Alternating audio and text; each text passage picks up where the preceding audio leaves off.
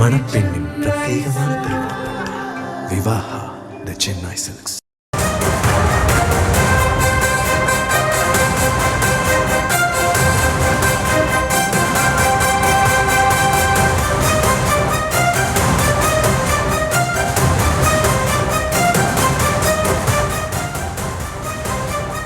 அண்மை செய்தி. தமிழக காங்கிரஸ் நிர்வாகிகள் பலர் டெல்லியில் முகாமிட்டு இருக்கின்றனர். இது குறித்த மேலும் இணைகிறார் செய்தியாளர் சுப்புராமன். வணக்கம் சுப்புராமன், விவரங்கள். வணக்கம்.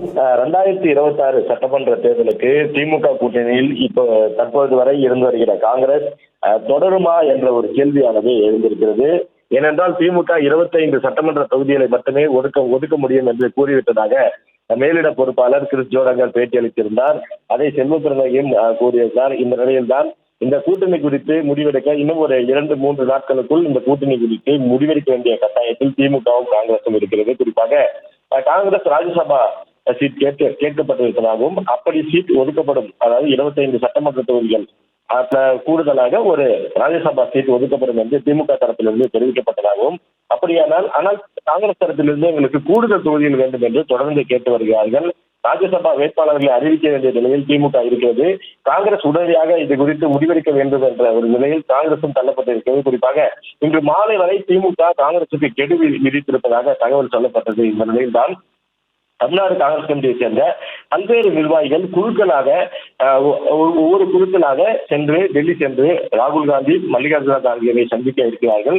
குறிப்பாக மிக முக்கியமான விஷயம் இதில் பார்க்கப்படுவது, இந்த கூட்டணி விவகாரம் தொடர்பாக சில ஆண்டுகளாக மல்லிகார்ஜுன கார்கே, ராகுல் காந்தி, கே.சி. வேணுகோபால் உள்ளிட்டவர்தான் இந்த விவகாரங்களை எல்லாம் கவனித்து வந்தார்கள். தற்போது இவர்கள் சோனியா காந்தியை சந்திக்க இருக்கிறார்கள்.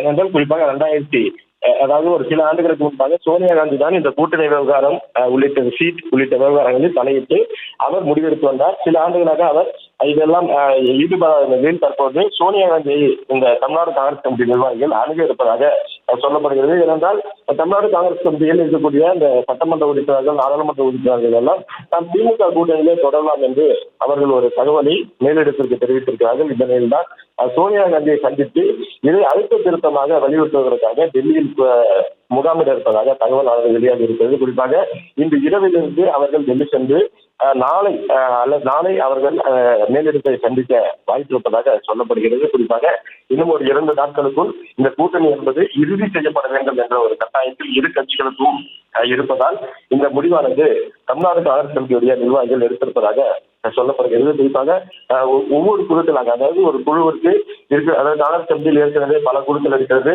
அப்படி பார்க்கும்பொழுது ஒவ்வொரு குழுக்களாக சென்று சந்தித்து அவர்கள் இங்கு என்ன நடக்கிறது, தற்போது காங்கிரஸ் கமிட்டியில் இருக்கக்கூடிய, அதாவது தமிழ்நாடு காங்கிரஸ் கமிட்டியில் இருக்கக்கூடிய நிலவரம் என்ன என்பது குறித்து மேலிடத்திற்கு தெரிவிப்பதற்காக டெல்லி செல்ல இருக்கிறார்கள். அதே போல அங்கு சந்தித்து நாம் எந்த கூட்டணியில் இருக்கலாம், திமுக கூட்டணியில் இருக்கலாம் என்று சட்டமன்ற நாடாளுமன்ற உறுப்பினர்கள் தெரிவிக்கிறார்கள். அதுபோல இங்கிருந்து செல்லக்கூடிய இந்த குழுக்களினுடைய நிர்வாகிகளும் தங்களுடைய கருத்துக்களை தெரிவிக்க இருக்கிறார்கள். ஏற்கனவே சோனியா காந்தி திமுகவுடன் கூட்டணி தொடரலாம் என்று சொன்னதாக தகவல் சொல்லப்படுகிற நிலையில் மீண்டும் சோனியா காந்தியையும் அவர்கள் சந்தித்து இந்த விவகாரம் தொடர்பாக பேச இருப்பதாக தகவலானது கிடைக்கப்பெற்றிருக்கிறது.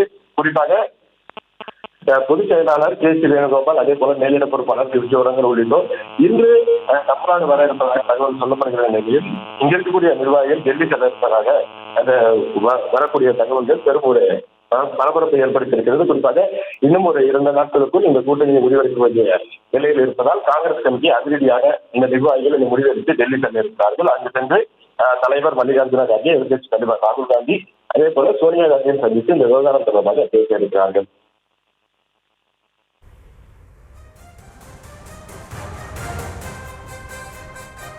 விவரங்களுக்கு நன்றி சுப்புராமன்.